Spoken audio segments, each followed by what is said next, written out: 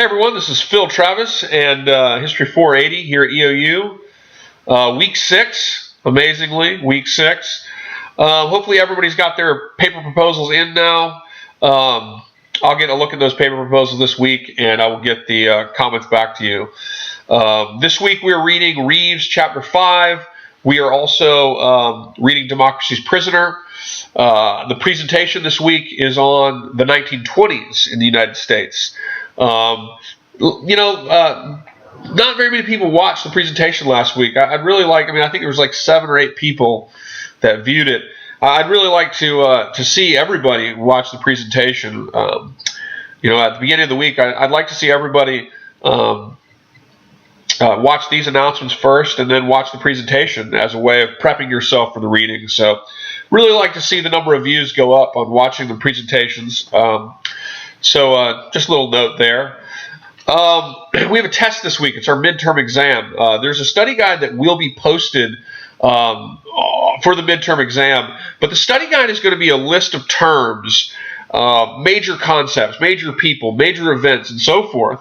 But there will also be one major essay on the test. It'll be worth a significant percentage of the test grade, probably 40%. And I'm not going to give you the exact essay topic.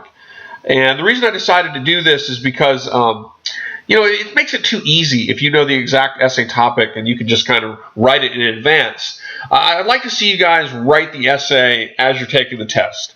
So you'll have a study guide there, and if you prepare via the study guide, then that'll prepare you for the essay. And of course you can use notes in these types of things, though there is a time limit, of course, about hour and 25 minutes, I think is what I'm going to set the time limit at.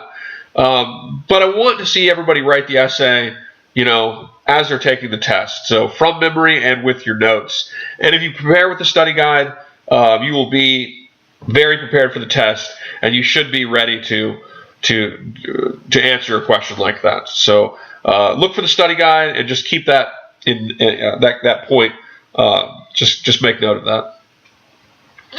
The factoid for this week. The Spanish flu at the end of World War I. And we'll talk a little bit more, by the way, about end-of-war diplomacy. We talked a little bit about this last week, but we'll talk a little bit more about that when we get to World War II. We'll go back and look at the kind of evolution of World War II, but we're going to do that in weeks ahead. Before that, we've got to do the 1920s, which is this week, and then next week and the following week we'll do the 30s and the New Deal. The factoid for this week is the Spanish flu of 1918. In the United States, many places did not celebrate the end of the war because of the feared and dreaded flu pandemic that struck the United States and Europe at the end of this period. The flu killed more people in the United States up to this point than had any war to that point combined. The flu in the United States killed over 1 million people, or roughly 1 million people. And up to that point in the history of the United States of war, the Civil War, the Revolutionary War, the War of 1812, World War I, the flu killed more people than that, up to that point, than all of those wars combined. So the factoid for this week is the Spanish flu kills roughly 1 million Americans, more than all wars combined to that point. All right, guys, let's have a great week. Send me an email if you have any questions. Don't forget, big test this week.